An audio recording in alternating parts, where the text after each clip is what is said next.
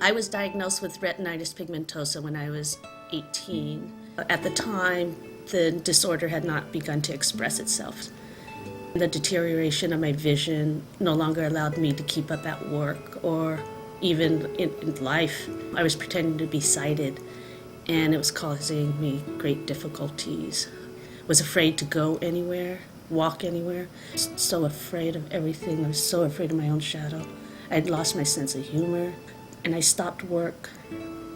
And I didn't know, at that point I didn't know what I was going to do, but I knew that I couldn't continue doing what I was doing. It took my husband to push me to see a new ophthalmologist.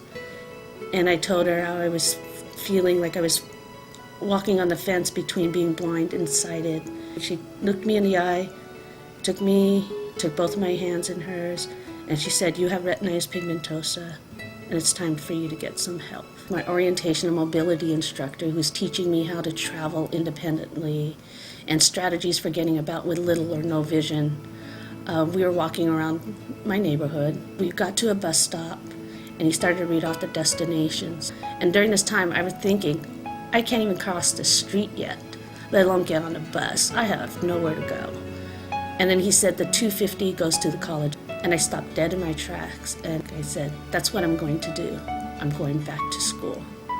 It was the first time I had walked out of my house alone, and I got to the campus by myself, and I sat in the courtyard and I cried, because it was such a powerful moment for me to be able to have learned the skills and just to start my life all over again.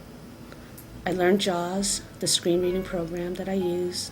I learned to communicate with my professors, to advocate for my own self, talking about what I need when they use the 3 bad words, which are this, there, and that. For example, if they're talking about a bell curve, it goes up like this in the middle and it goes down like that. That doesn't help me. PowerPoint is used quite a bit by many of the professors, so it presents a problem on itself in the classroom. However, if I get those in advance, it's no longer a problem. Even though I can't see very much in the classroom, it's really important for me to have a focal point. So there is a strategy for me to sit in a seat that's close by the instructor. Another situation in which things can be difficult are handouts the instructor is using that day, and it's new material. My textbooks need to be advanced ordered in electronic text that I can use a screen reading program on, but the process is very time consuming. Ordering books in electronic text or alternate format takes 4 to 6 weeks. Publishers are not always willing or able to provide the electronic text for me, and if they're not able to, the disability services on campus needs to take it apart from the spine and scan individual pages. And scanning is not 100% accurate, so there's quite a bit of editing that needs to be done. Blackboard has so many different elements that are treated differently, and a student who is blind needs to learn how each of these elements are accessed by JAWS. And this takes time, so that takes away from actual study time because you're doing the logistics of learning how to access all this material. I have a keyboard that I type my notes on. It's called a note taker. But I need help with the visuals, and I have a student who's taking a class take those types of notes for me. What would make a big difference for students with visual disabilities in the classrooms is if the professor can get handouts to us ahead of time, have notes available online that we could refer back to, especially in PowerPoint. Books are very important to be ordered early, at least 2 months in advance.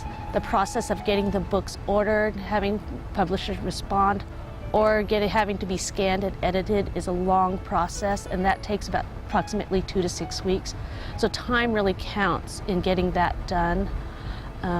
Communication with the professor, just having professors be very open to teaching or presenting material in slightly different ways and being open to communicating with the student is also very important for the learning process. And staying away from the 3 bad words, this, there, that, more descriptions in the speech would help everybody. It's all part of universal design and would help students of all types be able to process material and learn better in the classroom.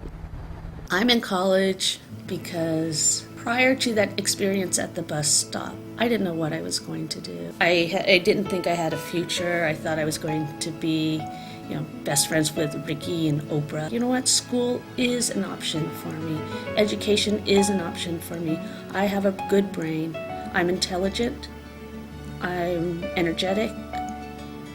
And I wanted to do something. I want to help people reach their potential and do something with their future. Lana is working on her master's degree in rehabilitation counseling at San Francisco State University. Lana's suggestions: make allowances for special seating, be open to communication with students, post PowerPoint presentations online in advance, provide advanced copies of handouts in class or online, use more descriptive speech and avoid words like this, there, and that. Request an electronic version of your textbook when you order it.